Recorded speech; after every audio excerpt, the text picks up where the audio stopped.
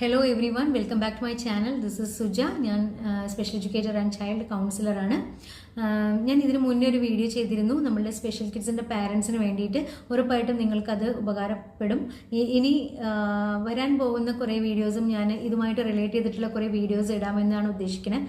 അപ്പം നിങ്ങളിത് ആദ്യമായിട്ടാണ് ഈ ചാനൽ കാണുന്നതെങ്കിൽ പ്ലീസ് ഇതൊന്ന് ലൈക്കും ഷെയറും സബ്സ്ക്രൈബും ചെയ്ത് വയ്ക്കൂ. കൂടാതെ ആ ബെൽ ബട്ടൺ ഒന്ന് പ്രസ് ചെയ്ത് വയ്ക്കുകയാണെങ്കിൽ ഞാനിടുന്ന കൂടുതൽ വീഡിയോസ് നിങ്ങൾക്ക് നോട്ടിഫിക്കേഷൻ വരും.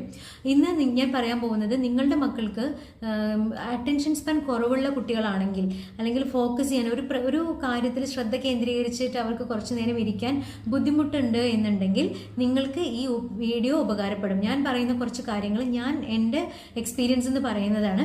ഞാൻ എപ്പോഴും ചെയ്തു നോക്കുന്ന കുറേ കാര്യങ്ങളാണ്. അപ്പം ഇത് ഞാൻ നിങ്ങളുമായിട്ടൊന്ന് ഷെയർ ചെയ്യാണ്. നിങ്ങൾക്ക് ഇത് വീട്ടിൽ എഫക്റ്റീവായിട്ട് ചെയ്ത് നോക്കാൻ പറ്റും. ഒന്ന് ട്രൈ ചെയ്ത് നോക്കൂ. ഒന്നാമത്തെ കാര്യം, നമ്മൾ കൊടുക്കുന്ന ഒരു ഇൻസ്ട്രക്ഷൻ എന്ന് പറയുന്നത് എപ്പോഴും ഷോർട്ട് ആൻഡ് ക്ലിയർ ആയിരിക്കണം. അതായത് ചെറിയതായിട്ട് തന്നെ കൊടുക്കുക, അല്ലാണ്ട് വലിയ ഇൻസ്ട്രക്ഷൻ ആയിട്ട് കൊടുക്കാതെ ഷോർട്ടാക്കി കൊടുക്കുക, ക്ലിയർ ആയിട്ട് പറഞ്ഞു കൊടുക്കുക. ഇപ്പോൾ ഫോർ എക്സാമ്പിൾ ഇപ്പോൾ നമ്മൾ കുട്ടിയോട് പറയുകയാണെങ്കിൽ നീ അവിടെ റൂമിൻ്റെ ഉള്ളിൽ പോയിട്ട് ഇരുന്ന് ബുക്ക് എടുത്ത് എഴുത് എന്ന് പറയുമ്പോൾ കുട്ടിക്ക് അതൊരു വലിയൊരു ഇൻസ്ട്രക്ഷനാണ്. അപ്പോൾ അത് ചിലപ്പോൾ അവർക്കത് ഫോളോ ചെയ്യാൻ പറ്റിയെന്ന് വരില്ല. അപ്പോൾ നമ്മൾ പറയേണ്ടത് എന്താണെന്ന് വെച്ചാൽ, നമ്മൾ come to the room, or കുട്ടിയുടെ കൂടെ നമ്മൾ റൂമിലേക്ക് പോവുക, ഗോ ടു ദ റൂം. എന്നിട്ട് അവിടെ എത്തിയതിന് ശേഷം നമ്മളവിടെ പോസ് ചെയ്തിട്ട് പിന്നെ അടുത്തത് പറയാം, ടേക്ക് യുവർ ബുക്ക്. അപ്പോൾ ബുക്ക് കുട്ടി എടുത്തു കഴിഞ്ഞതിന് ശേഷം അടുത്തത് നീ ഈ വർക്ക് ചെയ്യും. അങ്ങനെ നമുക്ക് കൊടുക്കാൻ പറ്റുള്ളൂ. ഒറ്റയടിക്ക് നമ്മൾ ഒരു ഇൻസ്ട്രക്ഷൻ ഒരുമിച്ച് പറഞ്ഞു കഴിഞ്ഞാൽ കുട്ടിക്കത് ഫോളോ ചെയ്യാൻ ബുദ്ധിമുട്ടായിരിക്കും. അപ്പോൾ ബ്രേക്ക് ഡൗൺ ചെയ്യുക, ഷോർട്ടാക്കി കൊടുക്കുക, ക്ലിയർ ചെയ്ത് കൊടുക്കുക, ക്ലിയർ ആയിട്ട് പറഞ്ഞു കൊടുക്കുക. പിന്നെ കൊടുക്കുന്ന ഇൻസ്ട്രക്ഷൻ തന്നെ നമുക്ക് എന്താ പറയുക, കുറച്ചൊരു ടൈം ഫിക്സ് ചെയ്യാം. അതായത് ഇപ്പോൾ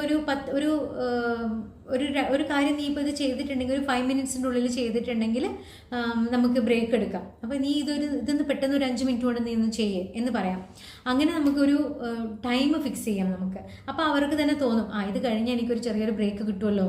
അപ്പോൾ നമ്മൾ കൊടുക്കുന്ന സംഭവം, ടാസ്ക് അവർക്ക് ഷോർട്ടാക്കിയിട്ട് കൊടുക്കുമ്പോൾ അവർക്ക് കുറച്ചുകൂടി അത് ചെയ്യാനായിട്ട് തോന്നും. അല്ലെങ്കിൽ ഇപ്പോൾ ഫോർ എക്സാമ്പിൾ അച്ഛനൊന്ന് പുറത്ത് പോയിട്ടുണ്ടെങ്കിൽ നമുക്ക് പറയാം, അച്ഛൻ വരുന്നതിന് മുന്നേ നമുക്കിത് ചെയ്യാം.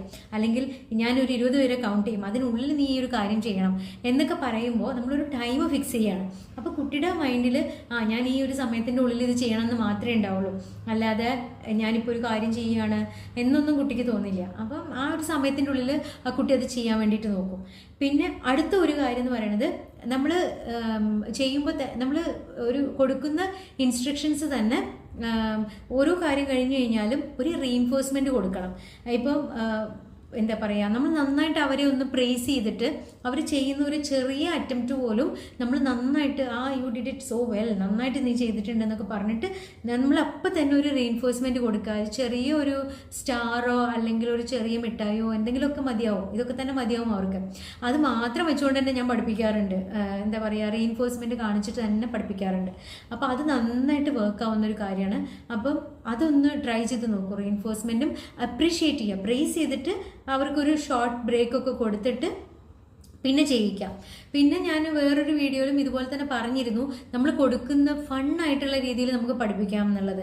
അതായത് ഇപ്പം നമുക്ക് വേണമെങ്കിൽ പറയാം കുട്ടിയുടെ അടുത്ത്, find all the red objects in the room എന്ന് പറയുമ്പോൾ കുട്ടി അവിടുത്തെ ഇവിടെയുള്ള എല്ലാ ചുവന്ന കളറിലുള്ള റെഡ് കളറിലുള്ള എല്ലാ ഒബ്ജക്ട്സും കണ്ടുപിടിച്ചിട്ട് നീ ഒന്ന് പറയാമെന്ന് പറയുമ്പോൾ കുട്ടിക്ക് അറിയണില്ല ഞാൻ റെഡ് ഒബ്ജക്റ്റ് കണ്ടുപിടിക്കുകയാണെന്നൊന്നും, ഞാൻ റെഡ് കളർ പഠിക്കുകയാണെന്നൊന്നും വിചാരിക്കണില്ല. അവൻ റെഡ് ഒബ്ജക്റ്റ് കണ്ടുപിടിക്കണമെന്നേ ഉള്ളൂ. ഫോർ എക്സാമ്പിൾ നമുക്ക് ഫസ്റ്റ് ഒരെണ്ണം നമുക്കൊരു എക്സാമ്പിളിന് കാണിച്ചു കൊടുക്കാം. ഇതാണ് റെഡ് ഒബ്ജക്റ്റ്, റെഡ് കളർ ഇതാണ്. കുട്ടി റെഡ് പഠിപ്പിച്ചതിന് ശേഷം റെഡ് കളർ ഇതാണെന്നൊക്കെ പറഞ്ഞു കൊടുത്തതിന് ശേഷം find all the red objects എന്ന് പറയുമ്പോൾ കുട്ടി എല്ലാ റെഡ് ഒബ്ജക്ട്സും കാണിച്ചു തരും. അങ്ങനെ ഫണ്ണായിട്ടുള്ള, ഇതൊരു എക്സാമ്പിൾ ഞാൻ പറഞ്ഞത് മാത്രം. ഇതുപോലെ എന്തെങ്കിലും നിങ്ങൾക്ക് ക്രിയേറ്റീവ് ആയിട്ടുള്ള ഫണ്ണായിട്ടുള്ള രീതിയിൽ കുട്ടികളെ പഠിപ്പിക്കാൻ വേണ്ടിയിട്ട് ഒന്ന് ട്രൈ ചെയ്ത് നോക്കൂ. പിന്നെ എന്താ പറയുക, പിന്നെയുള്ള അടുത്തൊരു കാര്യം എന്ന് പറയുന്നത്, നമ്മളുടെ വീടിൻ്റെ ഉള്ളിലുള്ള ഡിസ്ട്രാക്ഷൻസ് നമ്മൾ കുറയ്ക്കണം. മാക്സിമം നമ്മൾ ഡിസ്ട്രാക്ഷൻസ് കുറയ്ക്കുക.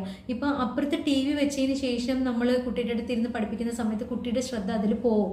അത് യൂഷ്വലി നമ്മുടെ നോർമൽ കുട്ടികളാണെങ്കിലും ആ ശ്രദ്ധ അവർക്ക് ബുദ്ധിമുട്ടാണ് ശ്രദ്ധ കേന്ദ്രീകരിക്കാനായിട്ട്. അപ്പോൾ നമ്മുടെ ഈ സ്പെഷ്യൽ കുട്ടികൾക്ക് എസ്പെഷ്യലി അവർക്ക് ഒരു ഭയങ്കര ബുദ്ധിമുട്ടായിരിക്കും. അപ്പോൾ അതുകൊണ്ട് ഒന്നുകിൽ ടി വി ഓഫ് ചെയ്യാം, അല്ല എന്നുണ്ടെങ്കിൽ നിങ്ങൾ അതിനനുസരിച്ചിട്ടുള്ള രീതിയിൽ കുട്ടിയെ മാറ്റി ഇരുത്തിയിട്ടൊക്കെ ഒന്ന് പഠിപ്പിക്കാൻ വേണ്ടി ശ്രമിക്കണം. കുട്ടിയുടെ മുമ്പിൽ ഇരുന്നിട്ട് മൊബൈൽ നോക്കുന്നത് ഒഴിവാക്കണം. കുട്ടികൾക്കെല്ലാം മൊബൈൽ ഇഷ്ടമാണ്. അപ്പോൾ നമ്മൾ കുട്ടിയുടെ മുമ്പിൽ ഇരുന്നിട്ട് മൊബൈൽ നോക്കാതെ കുട്ടിയെ അങ്ങനെ ഇരുത്തിയിട്ടൊന്ന് പഠിപ്പിക്കാൻ വേണ്ടി നോക്കുക. മൊബൈലൊന്നും നോക്കാതെ ഇരുന്ന് പഠിപ്പിക്കുക. പിന്നെ കുട്ടിക്ക് ഇഷ്ടപ്പെടുന്ന എന്തെങ്കിലും ടോയ്സ് അവിടെ ഇരിക്കുന്നുണ്ടെന്നുണ്ടെങ്കിൽ അതൊക്കെ ഒന്നൊന്ന് മാറ്റി വെച്ചതിന് ശേഷം ഇരുത്തിയിട്ട് പഠിപ്പിക്കാം. പിന്നെ നമ്മൾക്ക് പിന്നെ ഒരു ഇമ്പോർട്ടൻ്റ് ആയിട്ടുള്ളൊരു കാര്യം എന്ന് പറയുന്നത് നമ്മൾ ഐ കോണ്ടാക്ട് മെയിൻറ്റെയിൻ ചെയ്യണം കുട്ടിയുടെ അടുത്ത്. കാരണം പൊതുവേ നമ്മുടെ സ്പെഷ്യൽ കുട്ടികൾക്ക് ഐ കോണ്ടാക്ട് കുറവായിരിക്കും. അപ്പോൾ ഐ കോണ്ടാക്ട് കുറവ് ആവുമ്പോൾ നമ്മൾ ഇപ്പോൾ എന്തെങ്കിലും ഒരു കാര്യം ഇൻസ്ട്രക്ഷൻ പറഞ്ഞിട്ടുണ്ടെങ്കിൽ അവർ ചിലപ്പോൾ അത് ഫോളോ ചെയ്തിട്ടുണ്ടാവില്ല.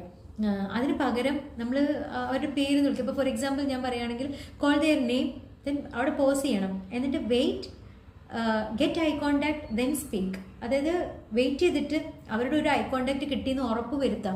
മേക്ക് ഷുവർ ദാറ്റ് ആ ഒരു ഐ കോണ്ടാക്ട് വന്നു എന്ന് ഉറപ്പ് വരുത്തിയതിന് ശേഷം മാത്രം നമ്മൾ ഇൻസ്ട്രക്ഷൻ കൊടുക്കുക. ഒരിക്കലും ഐ കോണ്ടാക്ട് വന്നിട്ടില്ലെങ്കിൽ കുട്ടികൾ നമ്മളെ ഫോളോ ചെയ്യുന്നില്ല എന്നാണ് അർത്ഥം. നമ്മളിപ്പം ഇപ്പോൾ ഒരു സാധാരണ ഒരു കുട്ടിയാണെന്നുണ്ടെങ്കിൽ നമ്മൾ, അല്ലെങ്കിൽ ഇപ്പം നമ്മളൊക്കെ ഇപ്പുറത്ത് ഇരുന്നിട്ട് അവിടെ ആരെങ്കിലും വിളിച്ചു എന്നുണ്ടെങ്കിൽ നമ്മൾ ആ വിളി കേട്ടിട്ട് ഇരുന്ന് കാര്യങ്ങളൊക്കെ പറയും. പക്ഷെ അത് നമ്മൾക്ക് ഐ കോണ്ടാക്ട് വരുത്തണമെന്ന് നിർബന്ധമില്ല നമുക്ക്. പക്ഷേ നമ്മളുടെ സ്പെഷ്യൽ കിഡ്സിന് ഐ കോണ്ടാക്ട് വന്നിട്ടില്ലെങ്കിൽ അവർക്കത് ഫോളോ ചെയ്തിട്ടില്ല എന്നാണ് അതിൻ്റെ അർത്ഥം. അവർക്ക് അവരുടെ മൈൻഡിൽ അത് കയറിയിട്ടില്ല.